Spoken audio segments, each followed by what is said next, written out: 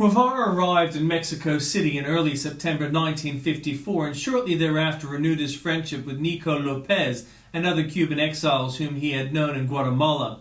In June 1955, López introduced him to Raúl Castro. Several weeks later, Fidel Castro arrived in Mexico City after having been amnestied from prison in Cuba, and on the evening of 8th of July 1955, Raúl introduced Guevara to the older Castro brother. During a fervid overnight conversation, Guevara became convinced that Fidel was the inspirational revolutionary leader for whom he had been searching, and he immediately joined the 26th of July movement that intended to overthrow the dictatorship of Fulgencio Batista. Although it was planned that he would be the group's medic, Guevara participated in the military training alongside other members of the 26th of July movement, and at the end of the course was singled out by their instructor, Colonel Alberto Bayo, as his most outstanding student. Meanwhile, Hilda Gadea had arrived from Guatemala, and she and Guevara resumed their relationship. In the summer of 1955, she informed him that she was pregnant, and he immediately suggested that they marry. The wedding took place on August the 18th, 1955, and their daughter, whom they named Hilda Beatriz, was born on February the 15th, 1956. When the cabin cruiser Granma set out from Tuzpan, Veracruz, from Cuba on November the 25th, 1956, Guevara was one of only 4 non-Cubans aboard.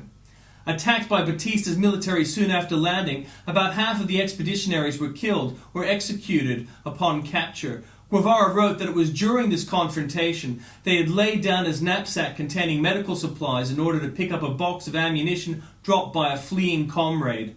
A moment which he later recalled as marking his transition from physician to combatant.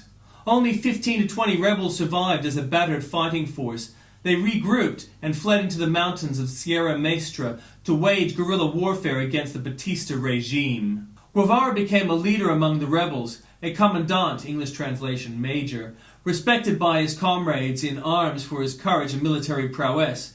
He gained a reputation for bravery and military prowess second only to Fidel Castro himself.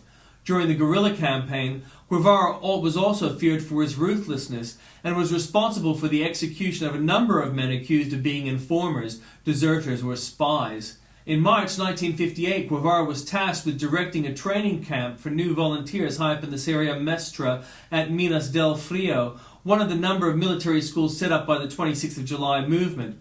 Although wishing to push the battlefront forward and frustrated by his more stationary role, Guevara spent the period developing contacts with sympathetic locals. He also conducted a brief relationship with 18-year-old Zola Rodriguez, the daughter of a local Guajiro. As the war extended throughout eastern Cuba, Guevara and a new column of fighters were dispatched west for the final push towards Havana.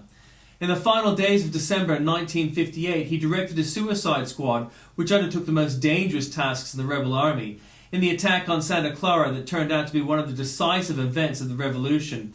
Although the series of ambushes, first during La Ofensiva in the heights of the Sierra Maestra, then at Giza, and the whole Corto Plains campaign that followed, probably had more military significance.